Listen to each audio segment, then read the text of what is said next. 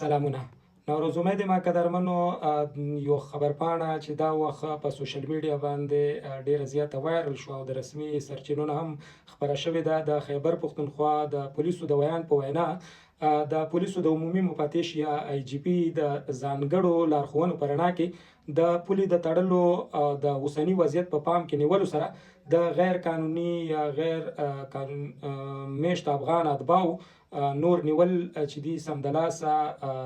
تر راتلونکي امر پورې ودرولې شوي دي. یعنی دوی پولیسو ته امر کړی چې تر راتلونکي امر پورې چې بیا د پولیسو لخوا به جاري کیږي تر هغو به نور افغان مهاجرین نه نیول کیږي. د پولیسو عمومي مشر د اړوند ولسوالیو یا ډسټریکټ افسرانو ته واضح لارښوونې کړې دي چې په اوسنیو شرایطو کې د بشري او اداري اړتیاو په پام کې نیولو سره د هر ډول نوي نیولو څخه ډډه وکړي. په همدې منظور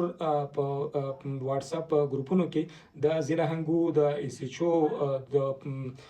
چې کومه خبرپاڼه ده یا نوټیفیکیشن دی هغه هم ډیر زیات لاس په لاس شو، ډیر زیات وایرل شوی دی چې پکې پولیسو ته هدایت کړی شوي دي چې سر له سبا د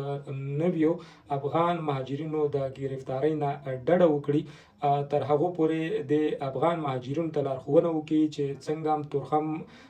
بارډر کلاو شي نو دوی د تلو تابیا وکړي چې داسې نه په راتلونکي کې له دې نه هم د سختو مشکلاتو سره مخ شي. همدارنګه په سوشل میډیا باندې مختلف پوسټونه راغلي دي، خو ولې تر دې دمه د